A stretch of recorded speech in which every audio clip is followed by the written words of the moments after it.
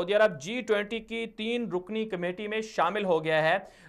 G20 conference بنیادی طور پر Argentine میں 2 روزہ منعقد ہوئی، اور اس کانفرنس کا جو بنیادی ایجنڈا تھا وہ یہ تھا کہ دنیا کے اندر اقتصادی اعتبار سے، معاشی اعتبار سے جو اصلاحات ہیں عالمی تجارت کے حوالے سے، ان پر غور و فکر کیا جائے، اور اس حوالے سے ارجنٹائن کے اندر یہ 2 روزہ کانفرنس منعقد ہوئی، اور اس میں دنیا کے جو 19 بڑے بڑے ممالک ہیں جو G20 کے رکن ہیں وہ شامل ہوئے،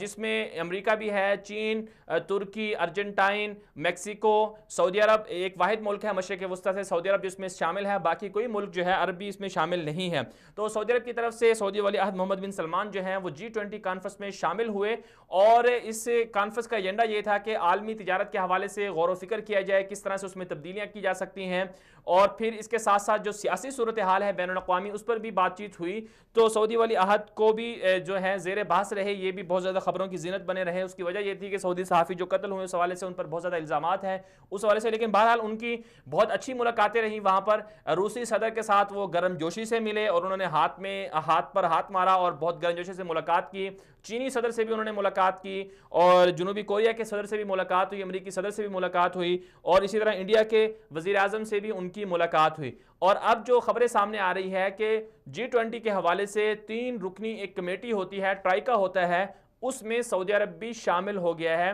وہ 3 رکنی کمیٹی میں پہلے ارجنٹائن تھا، اور اس کے ساتھ ساتھ جاپان، اور اس کے ساتھ ساتھ تیسرا جو رکن بن گیا ہے وہ سعودی عرب ہے۔ اور اس 3 رکنی کمیٹی کا مقصد کیا ہوتا ہے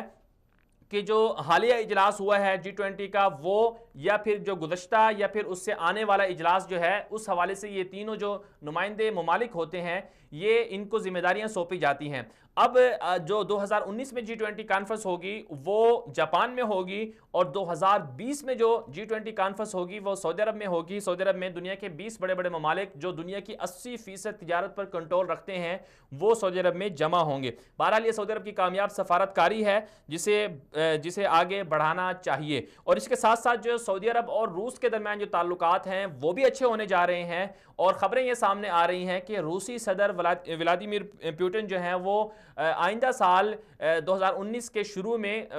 سعودی عرب کا وزٹ کریں گے، اور روس اور سعودی عرب کے درمیان تعلقات اچھے ہونے جا رہے ہیں۔ تو یہ بنیادی طور پر سعودی عرب کے حوالے سے ایک اچھی خبریں ہیں، چونکہ سعودی عرب ایک اپنے ویژن کے اعتبار سے